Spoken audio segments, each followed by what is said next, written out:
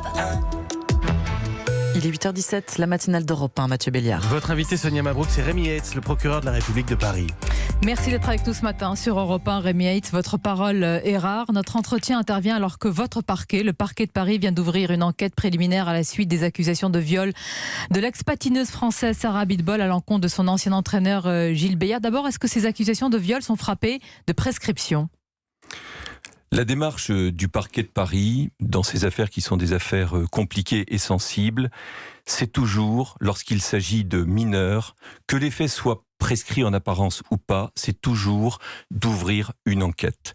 D'ouvrir une enquête avec deux objectifs. Bien sûr, parvenir à la manifestation de la vérité, vérifier si les faits sont prescrits ou pas, ce qui est très compliqué puisqu'il faut combiner un certain nombre de facteurs, la date des faits, l'âge de la victime, la loi applicable, mais c'est aussi, et c'est extrêmement important, c'est aussi faire en sorte qu'il n'y ait pas de victimes oubliées, c'est-à-dire éventuellement, s'il y a eu d'autres victimes, leur permettre de s'exprimer, de prendre en compte leurs paroles et de poursuivre l'auteur des faits. Mais c'est important ce que vous nous dites ce matin, c'est-à-dire que nous ne savons pas encore si les faits sont prescrits, parce qu'on pourrait se demander à quoi ça sert d'ouvrir finalement une information judiciaire si de tels faits sont déjà prescrits. Tout l'objet de l'enquête, ce sera de le vérifier, de vérifier si les faits sont prescrits ou pas. Et encore une fois, il faut un regard souvent de juriste, puisque la loi a beaucoup changé, la prescription s'est allongée aussi au fil des lois applicables. Elle est aujourd'hui de 30 ans, donc elle est importante cette prescription, et il faut le vérifier. Et il faut également, encore une fois, voir s'il n'y a pas d'autres victimes. C'est dans cet esprit que, dans une des affaires récentes, nous allons, dès aujourd'hui, lancer un appel à témoins. Vous lancez un appel à témoins, soyons clairs, monsieur Rémi Heitz, monsieur le procureur de la République de Paris, pour que d'autres victimes présumées potentielles puissent se déclarer. C'est très important, ces témoignages sont attendus dans différents dossiers. Je les cite moi-même, que ce soit dans le dossier Gilles Béliard dans le patinage artistique ou encore sur l'enquête pour viol sur mineur à l'encontre de l'écrivain Gabriel Matzneff. Tout à fait, c'est d'ailleurs dans le cadre de cette dernière affaire qu'un appel à témoins sera lancé aujourd'hui par le service de police que nous avons missionné pour les investigations. La vérité pour les victimes et la vérité, encore une fois, pour qu'il n'y ait pas de victimes oubliées, pour que toutes puissent se manifester. Ce que je tiens à dire également, c'est que nous avons cette démarche, cette pratique, à la fois pour les victimes connues, pour celles qui publient par exemple des ouvrages sur ce qu'elles ont vécu, mais nous le faisons aussi quotidiennement et depuis très longtemps pour l'ensemble des victimes, parfois plus anonymes bien sûr, qui se manifestent et qui nous saisissent. Et même d'ailleurs lorsqu'elles ne nous saisissent pas, nous sommes parfois amenés à nous autosaisir de ces faits qui sont extrêmement graves lorsqu'ils ont été commis sur des mineurs. Appel à témoins donc pour toutes ces victimes dans ces différents dossiers. Vous venez de dire, Rémi Heitz, la vérité, sauf qu'il n'y a aucune certitude sur la tenue d'un procès, par exemple dans le cas de Béliard ou Matzneff, pour qu'il y ait l'expression de cette vérité. Comment alors reconnaître, puisque vous parlez de victimes, c'est très important, comment reconnaître le statut de victime de celle qui souffre s'il n'y a pas de procès ? Eh bien, il y aura un procès si les faits ne sont pas prescrits, bien entendu. Mais s'ils le sont. Vous comprenez que le grand public ne peut pas admettre une telle idée et que le législateur se trouve un peu impuissant face à cela. C'est le principe de la prescription. Mais encore une fois, dans notre démarche, nous essayons déjà de faire la lumière sur ces faits extrêmement graves. Mais je vous pose la question, s'il n'y a pas de poursuite pénale, ne faut-il pas qu'il y ait des poursuites civiles pour que ce statut de la victime soit véritablement reconnu ? C'est avant tout par le procès pénal que ce statut pourra être reconnu et c'est la raison aussi pour laquelle il est important que cette parole se libère pour qu'il puisse y avoir des procès. Et je note, Rémi Heitz, que cette parole doit se libérer non pas seulement à travers les livres ou dans les médias, mais aussi par rapport à la justice. Il faut que ces victimes présumées viennent véritablement. C'est le sens de votre appel à témoins ce matin. Tout à fait. La démarche, c'est vraiment en parler de ces faits et ne pas hésiter surtout à se diriger vers un service de police, vers la justice, pour que des investigations puissent être menées dans un souci aussi de prévention, puisque lorsqu'on interpelle, lorsqu'on arrête, l'auteur de tels faits, souvent des prédateurs d'ailleurs qui agissent de façon sérielle, on assure une prévention et on évite d'autres drames. C'est important évidemment de vous écouter ce matin sur ce sujet éminemment sensible. Tout autre sujet, il y a une enquête dont on parle peu finalement.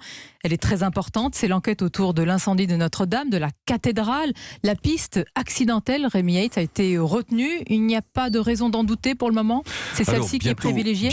Bientôt un an, dans 2 mois. Donc une enquête qui dure, une enquête qui est complexe, qui est colossale, qui a été confiée à 3 magistrats instructeurs qui poursuivent leurs investigations.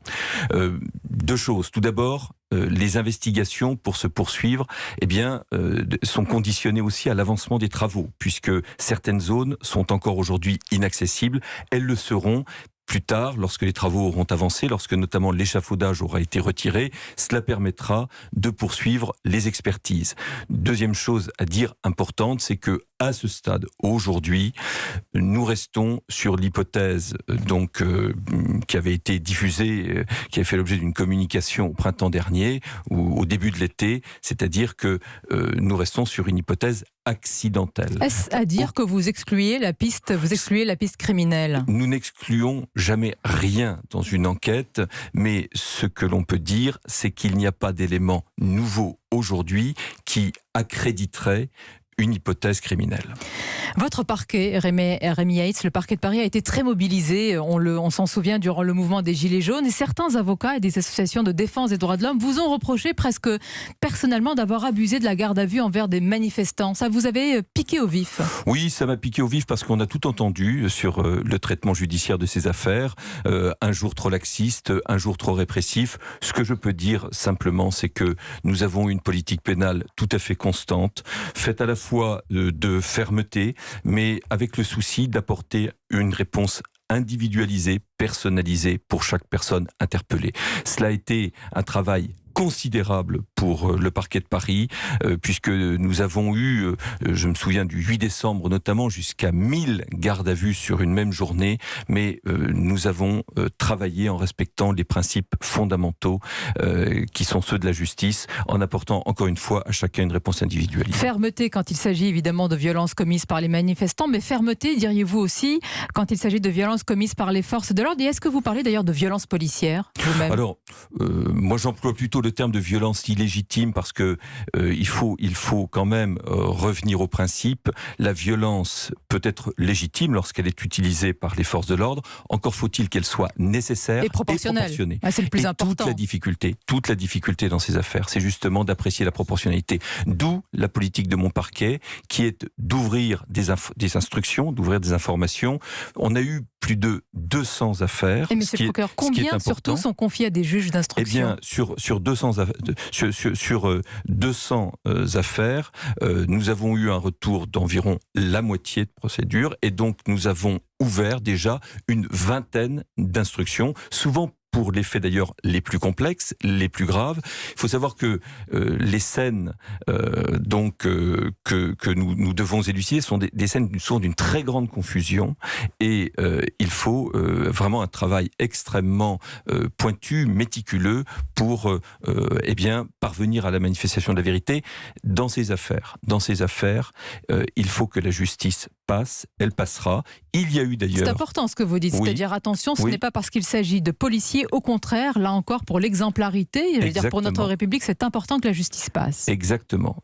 Nous travaillons avec rigueur, fermeté, dans ces affaires comme dans les autres. Il faut que la justice passe, et nous ferons tout pour que dans chaque dossier, la manifestation de la vérité triomphe. D'ailleurs, nous avons déjà, pour les affaires les plus simples, renvoyé des policiers devant le tribunal correctionnel. 2 ont été condamnés en fin d'année dernière, et il y aura d'autres poursuites. Il y a également des affaires qui sont classées sans suite, mais lorsqu'il y a classement sans suite, il y a une explication apportée au plaignant, extrêmement circonstancié, vraiment pour lui dire les raisons qui ont conduit le parquet à cette décision. Rémi Yates, vous êtes, je l'ai dit tout à l'heure, le patron du plus grand parquet de France, fort, je crois, de 136 magistrats. Il faut s'imaginer sa toile d'araignée, et il plane toujours sur votre fonction. C'est ainsi, quoi que vous fassiez, le soupçon de proximité avec le pouvoir. Comment s'en débarrasser ? Écoutez, ça ne m'empêche pas de travailler au quotidien. Ni de dormir. Ni de dormir, heureusement d'ailleurs, parce que les journées sont souvent longues. Non, moi je n'ai pas de commentaires à faire là-dessus. Je crois que tous mes prédécesseurs ont aussi connu cela, et puis finalement les choses s'estompent aussi au fil du temps, parce que il suffit de voir comment nous fonctionnons de façon collective et en respectant bien sûr le cadre dans lequel nous devons travailler. Je pense que les choses sont souvent beaucoup plus simples, mais je dois dire que cette suspicion permanente qui pèse au-delà de ma personne, mais qui pèse souvent sur le parquet, les procureurs en général, c'est vrai que ces suspicions sont parfois difficiles à vivre, et je pense qu'il faut faire aussi attention à ne pas toujours chercher comme cela des explications qui n'ont pas lieu d'être. Peut-être qu'il y a une solution. Vous avez parlé, Rémi Heitz, de votre prédécesseur Jean-François Molins, aujourd'hui procureur général près la Cour de cassation. Oui. Il estime qu'une réforme du statut des magistrats du parquet est nécessaire afin de faire disparaître, dit-il, justement, toute suspicion sur leur indépendance. Est-ce que vous partagez son avis? Il faut cette réforme? Nécessaire, je dirais même indispensable. Mais alors pourquoi le politique tarde? Elle est indispensable. Je l'ai encore rappelé devant une commission parlementaire pas plus tard que la semaine dernière. Je crois que nous attendons tous cette réforme qui, en effet, nous confortera dans cette indépendance qui, encore une fois, au quotidien et dans notre vécu professionnel est tout à fait présente. Le premier magistrat de France, il y a donc intérêt. Mais tout à fait, nous y avons, je crois, tous intérêt collectivement, puisque l'exercice indépendant de la justice est l'un des fondements de notre démocratie. Reste à savoir si le pouvoir politique y a intérêt. Mais je pense que tout le monde y a intérêt. Il faut que cette réforme constitutionnelle soit maintenant adoptée, et adoptée rapidement. Le message est passé. Merci Rémi Heitz, procureur de la République de Paris. Merci d'avoir accepté notre invitation ce matin sur Europe 1. Je sais que votre parole est rare. Et ce que vous avez dit sur ces affaires, sur les scandales sexuels, c'est évidemment très important. Bonne journée.